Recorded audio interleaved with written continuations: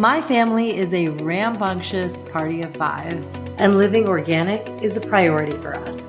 We sleep for 1/3 of our lives. Think about that.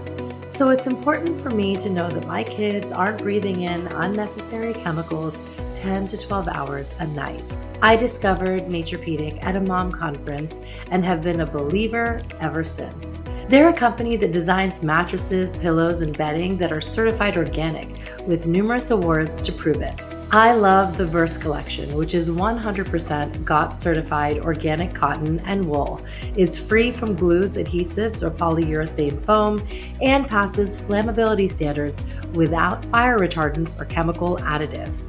Plus, for my twins, their 2-in-1 transitional kids mattresses were a game changer. Once they were potty trained, we could just flip from the waterproof side to the quilted side. If you're looking for organic sleep essentials for your family, look no further. Shop at naturepedic.com and use my code MOMSENSE to receive 15% off your order. And rest assured, pun intended, you're in good hands. There is no hood like parenthood. Hi, I'm Kanika Chadda Gupta. I'm a former CNN journalist, mom of 3, including twins, and host of That's Total Mom Sense, the podcast. Now, if I had $1 every time I heard, gee, you have your hands full. On my show, I interview change makers on their life lessons, legacy, and superpower of intuition, which I call our Mom Sense and Dad Sense. I've had the privilege of working with Mom 2.0, March of Dimes, and the White House, and have had some pretty amazing parents on my show. Hey, what's up? I'm Kelly Rowland. Hi, this is Chelsea Clinton. It's me, Bobby Brown. Can't wait to share my story. That's Total Mom Sense is a production of the Evergreen Podcast Network. Be sure to subscribe wherever you listen to podcasts and on YouTube so you never miss an episode. To join my tribe, visit that'stotalmomsense.com and follow me on Instagram at Kanika Chadda Gupta. Now let's dive into today's episode. So I have this privilege up here to introduce my really good friend, soul sister, and she has a podcast. It's called That's Total Mom Sense. She is Kanika Chadda Gupta, and a television journalist, former CNN anchor, podcast host, and mom of 3, including the twins. She hosts that popular podcast, That's Total Mom Sense, where she interviews public figures on their life lessons and legacy. We're so happy to have you at Loopwell. Thank you. Thank you. You're the best.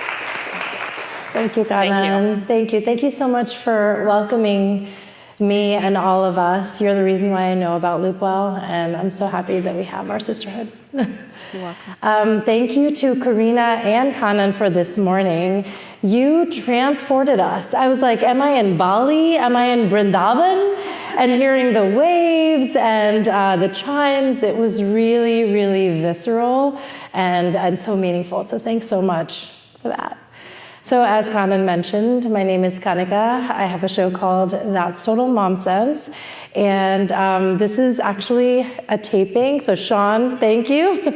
That's why we have all the audio set up. And I'm so excited to introduce my guest, Deb Looney. And before we get into it, I just want you all to just share, how do you feel being in this space? Just share all the adjectives that come to mind. Peaceful, present, calm, transported. Amazing. See the ripple effect that you created by making this space. It's really, really beautiful. So I got my start, as Kanan mentioned, at CNN, but I wanted to talk about the evolution because we're here in community and I want everyone to just feel this. Growing up, I was the classic overachiever, type A person. And my aunt, who was visiting from India last week, was like, I can't believe you went from that. I had a little wild child. If Kevin Little was on, you would see me dancing on that table in me. And then now it's like I'm just this mother India with 3 kids running around me all the time. And I can't say enough how much I appreciate this evolution that we go through. Cheer if you agree that the community that we have in this chapter of our lives sustains us. Yeah. It's so, so important. And so now I'm honored to bring up this community builder, Deb Looney. So Deb is a former advertising executive who was extremely successful in the corporate world, and now she's in the wellness world, and she's taking that by storm with this space and all the curated events that she's bringing to fore here. So thank you so much for doing this for us. I know. Thank you for coming, everyone. And I hope we didn't shoehorn this little thing in here because we want you to enjoy your time at this wellness retreat. But I know that Kanika, she's such an advocate for women and women's health, and I feel like we have so much to learn from her, and I think she wanted to ask me questions about why I built this community and what we're trying to do here. So, we kind of said, let's just sit down and have this part of our little women's circle, and we want everybody to be included, to chime in, because we want to build this community together, right? So it's not about just my vision, but what do you need? What do you want? And we've been doing this for about 2 years now, and we're kind of beta testing it. We've been listening to everybody. What do you really need, and what do you really want? And community and social, like the classes are great, and cooking, and that's all great. But the most important thing that everyone keeps saying to me is, I just want to come here. Can I just come here? Can I just belong here? Is there a membership? Can I just come whenever I want? And we are building that, and we will have open hours because people do want to come with their own. We're going to be creating these little inner loops soon, which is these little cohorts, because the moms want to be together and they want to share. And then we have business women that want to, and then we have the foodies. So we will have these little inner loops in our Loopwell, so you can share and commune with your people, find your tribe, but within the bigger loop. So that will be coming, and that all came from learning for this past year of what people really want. So please make this a sharing time as well. While Kanika digs down deep into my soul. I don't know. What are you going to ask me? Yes. I always love to set the stage with, your childhood and your upbringing, because as we learn in yoga too, we do have to channel that inner child and speak to her. So tell us about your upbringing. So my father came from Syria when he was 10, and he fled. Yeah, he's Catholic, Christian, and obviously at the time with all the turmoil, they fled here when he was 10 years old. So that was interesting. I grew up with a very warm, loving Middle Eastern culture. I love all the food, my grandparents, and it was very instilled in me at a very age, and family is very important to me from that culture. So my dad married someone from Long Island, my parents, we grew up in Long Island, and sadly, I had not a great childhood. I have some of my really close friends here in the audience somewhere. So 2 parents, alcoholics, and divorce. Not a great childhood, but I somehow kind of survived and just kind of plowed through it. And I've always was the person. There'd be chaos at my house. I can't believe I'm going to really share this publicly. There would be, police at my house, a lot of fighting, when you have 2 alcoholic parents. And, I would just, get up and, go to school the next day, put my backpack on, and just be like, hey guys, what are we doing? Are we roller skating this weekend? I use this method through my whole life, whether it's, having kids or dealing with autoimmune or depression or all these stages in my life, being let go. I always kind of just said, I just got to keep going. I just got to keep going. And so my childhood, I just always was positive, and I just kept going. I just didn't want it to identify me. So I would go to school and be like, no, that's not my life. That's not my family. I just kind of pretended, fake it till you make it. I really took it to an extreme, but it worked for me, So I kind of got through all that. And I have 1 brother, and we're really tight because you go through something like that.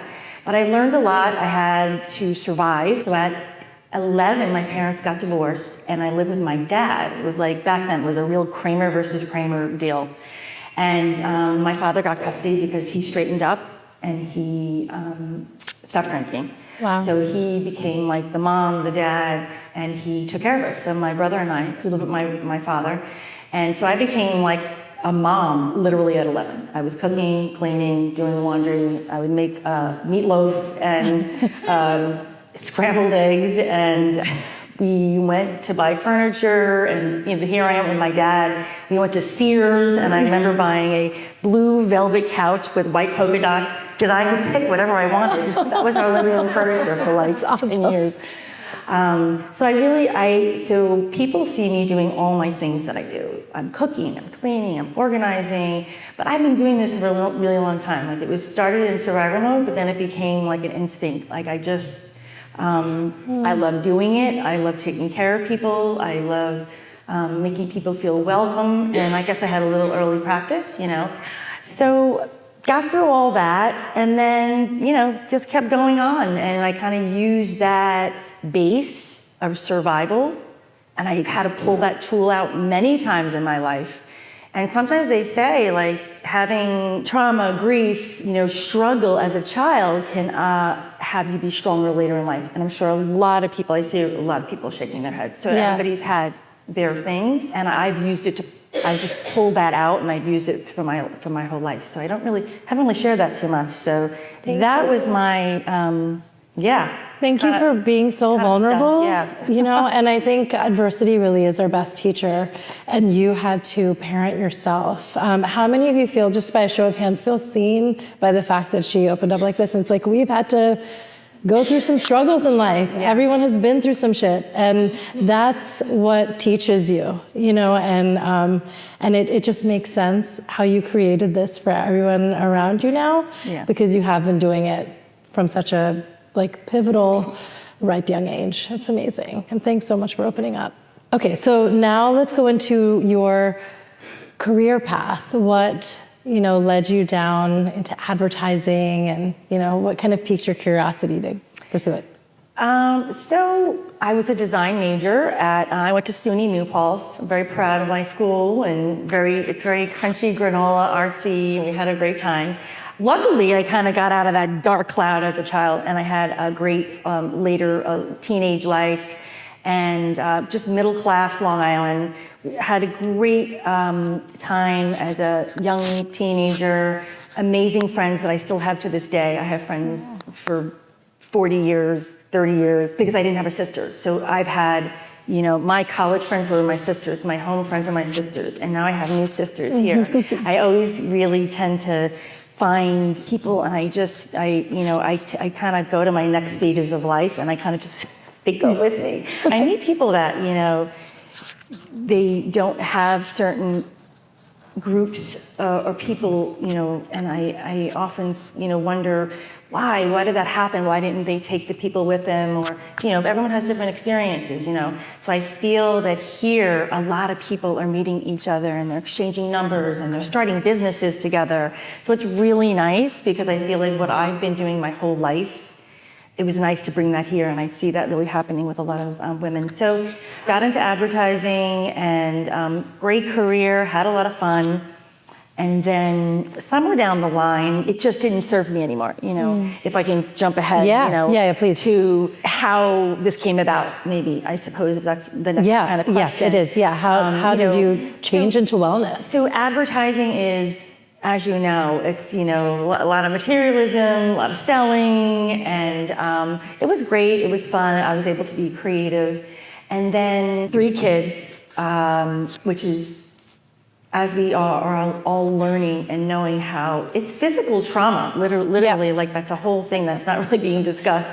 Physical trauma, emotional, mental, it's a lot. And I've always worked, right? So we started our own advertising agency, and I was working until midnight, getting up, breastfeeding through the night, and then working at 7, 8 o'clock back on the computer again. It was a lot. So I definitely did not really take care of myself during that time. And I always, when I see people who are pregnant or women with young kids, I'm always like, you need to take care of yourself, because it's going to catch up to you, right? The body keeps score. So definitely I burnt the candle on both ends, and I just kept going and going. And it was a lot. And then I was actually diagnosed with an autoimmune disease, which was ankylosing spondylitis, which is my immune system's just overactive. It's like hyperactive, and it's like fighting myself, right? So I've had to deal with that. That's a whole other long story, but dealing with that, working, getting burnt out. At 50 years old, I just crashed, burned myself out. My husband had found me on the bathroom floor, and I literally was exhausted from just everything. And I've never really experienced depression, really, which is crazy thinking about my childhood. Yes. But I really did, I never went to therapy as a child. I was never on medication. And somehow, like, I used that mindset to just get me through it. So I'm 50 years old, and I'm experiencing, like, depression really for the first time. There's a couple of boyfriend heartbreaks. I probably had a little of that. And I found myself completely having, like, an outer body experience. And a lot of the things that I'm learning now with menopause, by the way, because a lot of people struggle with these things. And now I'm realizing now that has a lot to do with it, which I'm putting these pieces together like 7 years later. But back then it was like, what is happening to me? I can't think straight. And I remember I was having panic attacks. And I think I had told this story a few times, but I was having a heart attack. I thought I was having a heart attack. My heart's going, if anybody's ever had panic attacks, but I didn't know. So my heart's going, I'm dying, I'm in the middle of a concert, I'm at my son's concert, and we get in, it's crowded, and all of a sudden my heart is just pounding, I can't breathe, I had to leave. The ambulance comes, I go to the hospital, he's with me, I'm dying, I'm having a heart attack, I'm having a stroke, and we go in, and the nurse, they kept me overnight, they did all the tests, and she says, oh, is it okay for the doctor to talk freely in front of anybody that's here? And I'm like, yeah, whatever, it's just my husband. And so she puts like a smiley face on the board saying it's okay for the doctor to come in. So we spend the night. The next morning, my in-laws come to visit me in the hospital, which I'm not sure why they did. Well, I guess they thought I was dying. Yeah. And of course, they're there right when the doctor comes in. And, it was a woman too. She comes in and says, great news, we did all the tests and there's nothing wrong with you. Oh, you want some answer. But I'm going to give you some antidepressants, and I think that you should make an appointment with a psychiatrist. Like, she's saying all this in front of my in-laws. Like, I was mortified. I was just like, oh my God. And now, 7 years later, I'm like, shame on that doctor. Yes. I mean, doesn't take in the information. Girl code. 50, 3 kids working. I'm in the ripe age of perimenopause, and doesn't just pull me aside and say, look, I'm pretty sure you're entering the stage, this, that, and whatever. Nothing. Just leaves me out there to dry. Like, just leave me to hang. And now I'm learning, because we've been here to some of these menopause events, and this movement, you're hearing these from Dr. Sharon Malone and amazing doctors that are saying that's ridiculous, and doctors, shame on them for doing that. So now I'm calling them out and they're learning. So at that moment, I kind of realized, you crash and burn, in the darkness you see the light. I really did. I said, okay, what am I doing with my life? I need to, I kind of like, sounds cliche, but I found my purpose, right? Of like, I want to do something more meaningful. I have all this history of like, I think I could help women. I found myself, because of learning how to take care of myself with acupuncture and yoga, from my own autoimmune, through my own struggles in my life, I found myself talking to a lot of women at like cocktail parties, and they'd be like, I have this pain, or my gut, what is leaky gut? What is all this stuff? And I found myself talking to people, and I'm not a doctor. I'm like the least certified person in my staff. And I found myself like helping people, and I thought, okay, well, I feel like there's a need and there's a void. And right after COVID, it was very obvious that people really needed. And I said, we have amazing doctors and people just locally, like, why don't we just get together? So I just kind of had this idea that we should have this educational space, this community space for learning, for experiencing in person, because everything is just, was and is still online, digital platforms, and people really need to come together, and you'll see the magic of it when you're here. So the vision just kind of came about to create this space. We are all inclusive, but we are majority of our market and our people here and our members are women. We're very, very passionate about women's health. So a lot of our programming moving forward will be for that, because I have all this history and baggage now that you know all of that. So that kind of where it came to be, and we're still evolving. So obviously any feedback we'll take. At That's Total Mom Sense, we celebrate family, culture, and the everyday moments that matter most. And that's why I trust Lexus. Their cars are designed to make every journey unforgettable.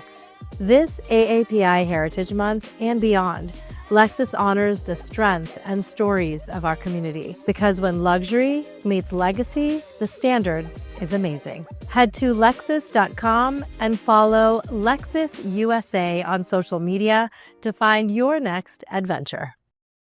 Thank you for taking any pain that you went through, be it physical or emotional or mental, and then turning it into your purpose. That's amazing. And we're all the beneficiaries of that, and you're a beacon. So thank you.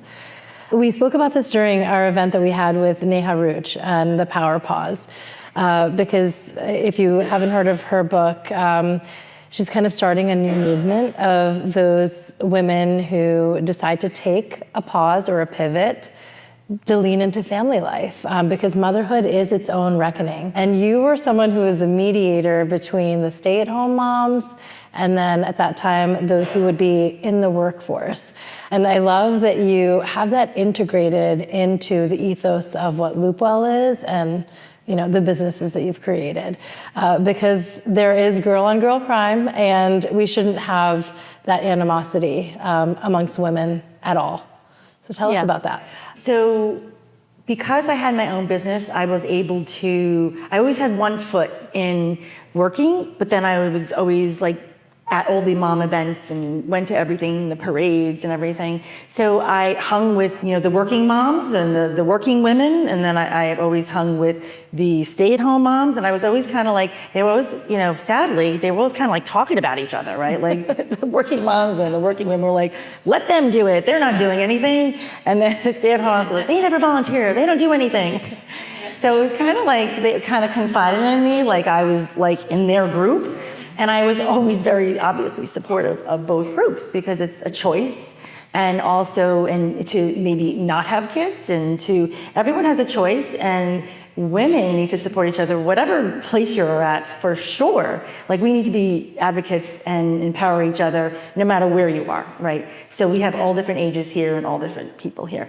I always felt attached in many different groups. I have a lot of friends who don't have children, and I feel I'm attached to different groups, and I find that to be more comforting. I don't like to really kind of take one stance on one place or another. But I do have children, so I kind of like have to fall in that category, and I've learned a lot from them, and I love what you're doing, and I love what Neha is doing to give everybody their place of what they want, where they want to be. And Neha is in a place where women have decided to stay home, and it's okay. It doesn't mean you can't stop you're stopping your career. It doesn't mean you're stopping your life, because a lot of women feel that way. So I love all these different groups, all the different voices, all the different podcasts that are really empowering and giving a voice to all the groups. It's okay, you know what I mean?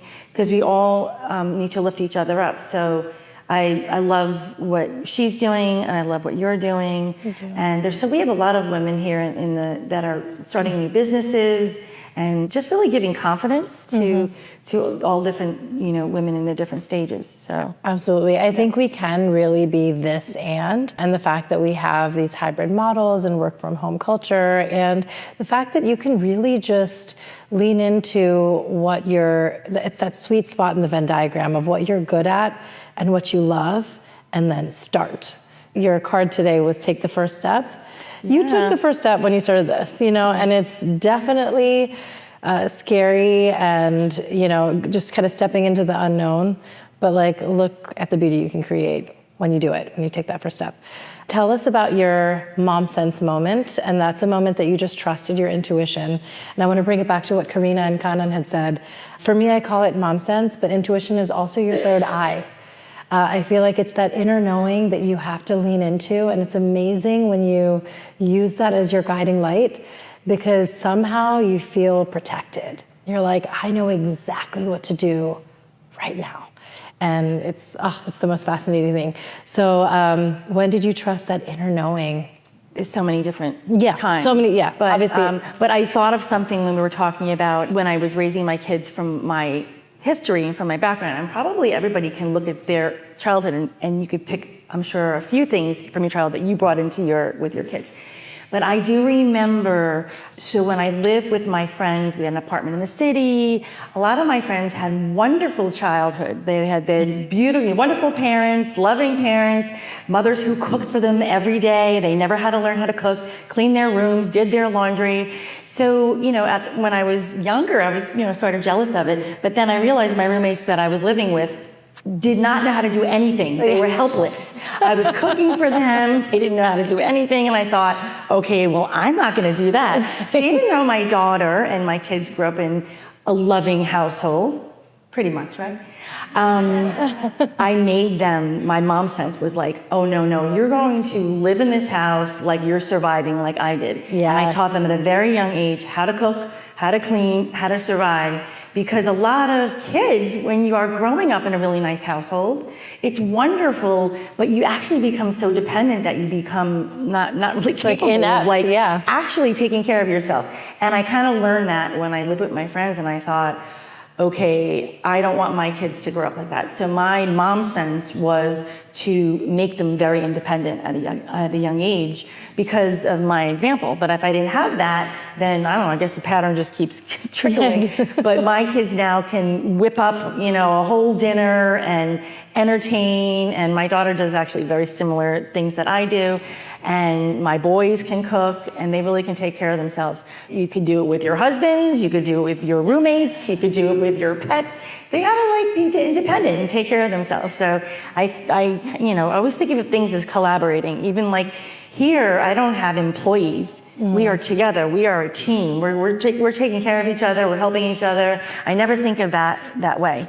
So in a household or in an apartment or your roommates, it's always a team. You always have to create that, because otherwise, even here, like I feel so uncomfortable just being here. Like I want to be over there, getting, pouring the tea and taking the pictures. And I want, Nancy to be up here because I want to hear from you and I want you to be a part of it. So this might be bringing us to the end of my section. So maybe then I can go back to my cleaning.